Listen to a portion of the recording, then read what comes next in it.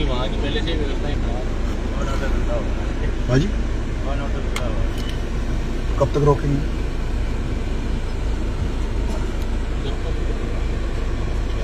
बैठ लेंगे।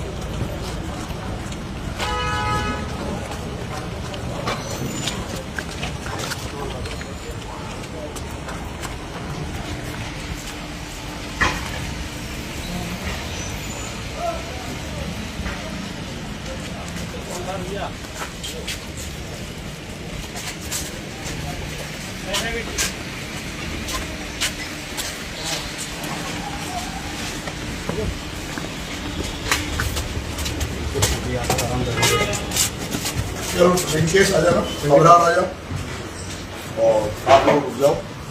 ठीक है, पंकज विजय भाई आ जाओ, आप लोग रुक जाओ। नरेश आप लोग रुक जाओ और मनीष आ जाए, नवल आ जाए और आप लोग रुको प्लीज, है ना? सब लोग रुको।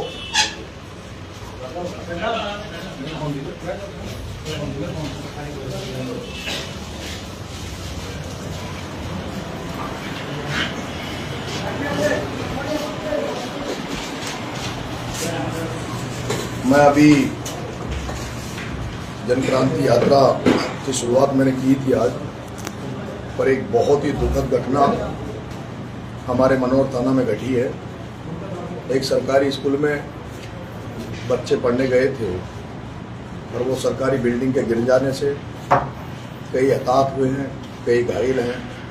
मैं उनके परिजनों से उनसे मिलने, घायलों के हालचाल पूछने घटनास्थल पर जा रहा था, लेकिन लॉ एंड ऑर्डर का हवाला देते हुए पुलिस अफसरों ने मुझे यहाँ टोल पर रोका है।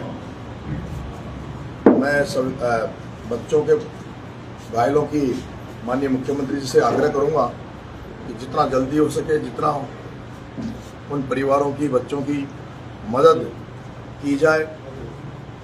मैं भी ये नहीं चाहूँगा कि वहाँ किसी तरह का मेरे जाने के बाद कोई लॉ एंड ऑर्डर की दिक्कत आए, क्योंकि अभी सबसे ज़्यादा जरूरी ये बात की है कि जो बच्चे अभी भी अगर वहाँ कोई किसी तरह का दिक्कत आ रही हो, तो सबसे पहले हम सबका ये फर्ज बनता है कि जो जितने जान हम बचा सके, जितने लोगों की सरकार प्रशासन जान बचा सके।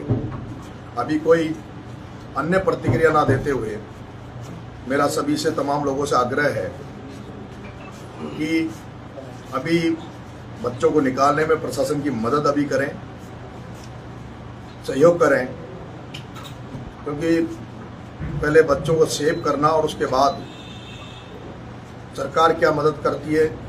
मैं सरकार से चाहूँगा कि ये सिस्टम की खराबी है।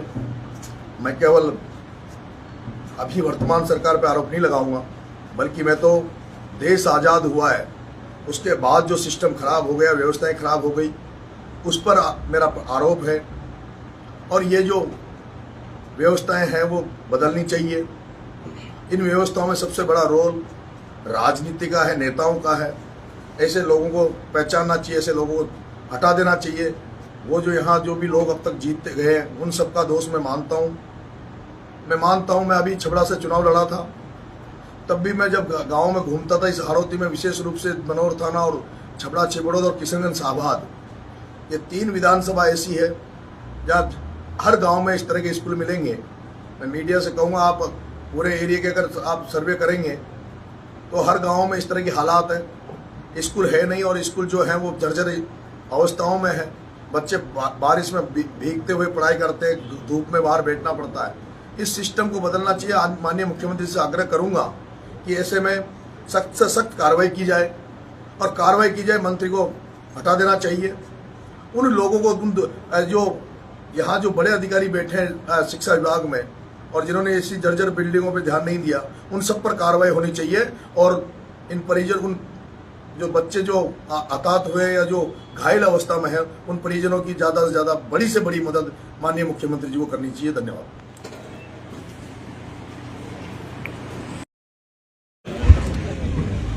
मैं अभी यहाँ इकलेरा टोल पे बैठा हूँ। सुबह जैसे ही मुझे पता लगा कि मनोर थाना में कुछ बच्चे सरकारी स्कूल में जो पढ़ने गए थे और वहाँ बिल्डिंग के गिर जाने के कारण से उनकी दुखद कई बच्चों की मौत हो गई, कई लोग घायल हैं। मुख्यमंत्री जी भी अभी यहाँ आ रहे हैं। मैं जैसे ही इसका पता लगा, मैं अचानक से चला था और मुझे यहाँ इंद्रगढ़ अपने इकलेरा टोल पे पुलिस ने रोका है। यहाँ डिप्टी साहब भी हैं। उन्होंने कहा, हम ये कह रहे हैं कि भाई हमें परिजनों से मिलने दिया जाए, गांव जाने दिया जाए, घायलों से मिलने दिया जाए। लेकिन उन्होंने कहा कि अभी लॉ एंड ऑर्डर का थोड़ा है, हम अभी और बात कर लेते हैं, देख लेते हैं। मैं तमाम उन लोगों से जो जन क्रांति यात्रा से जुड़े हुए हैं, तमाम वो लोग जो जिनकी संवेदनाएं इन बच्चों के साथ है, जिनके मन में कहीं न कहीं इन बच्चों को न्याय दिलाने के, इनके परिजनों को न्याय दिलाने के लिए जिनके मन में है, उन तमाम लोगों से निवेदन करूंगा कि मैं वैसे तो वेट कर रहा हूं अभी शाम तक का। मैंने एक सड़क जाम हो जानी चाहिए, शाम को पूरी सड़कों पे उतर जाना और हम लोग पूरी रात, आज की रात सड़कों पे बिताएंगे। मैं चाहूँगा छपड़ा चिबड़ौद का जो थर्मल से रोड है, जो कवाई आ रहा, वो जाम हो जाना चाहिए। जो कवाई से जो छिपा बड़ौद होता हुआ अन्नाउद आ रहा, वो जाम हो जाना चाहिए। जो कवाई से जो बपाउर जा रहा, वो जाम हो जाना चाहिए। जो 12 से जो कोटा हाईवे जा रहा है, उसमें जो सीमड़े टोल है, सीमड़े टोल के आसपास के सीमड़े टोल पर हो जाए। जो बपाउर से जो कोटा जा रहा है, उसमें जो कैथून टोल पड़ता है, वो टोल पर, इधर से कमलोट टोल पड़ता है, टोल पर। इस तरह से जितने भी जो मेन पॉइंट है, उनको चिन्हित कर लो और उन सबको जाम कर देना। शाम के बाद 7 बजे के बाद हम सब चक्का जाम करेंगे, हाड़ोती जाम करेंगे। आप सबसे आग्रह है, उन बच्चे को, जो कई बच्चों ने जो बेचारे चले गए, उनके परिजनों के साथ क्या गुजर रही होगी।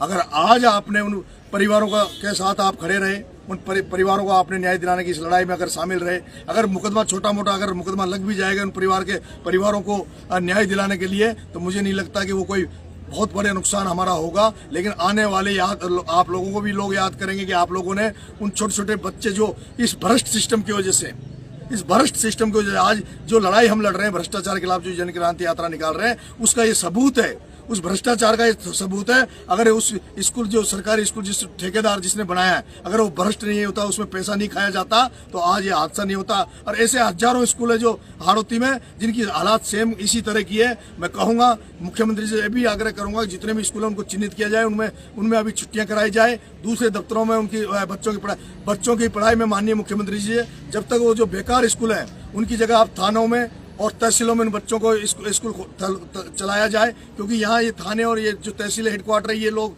ये भी कोई काम के नहीं है, यहाँ सब चोर ही चोर बैठे हैं। इसलिए इन बच्चों को न्याय दिलाने के लिए 7 बजे मैं आह्वान करूंगा हाड़ौती में कि सब जगह चिन्हित स्थान करके चक्का जाम करें। 7 बजे तक मैं इंतजार करूंगा प्रशासन का कि मुझे परिवारजनों से, मुझे उनसे मिलने दिया जाए और उनकी मांगों को पूरा किया जाए।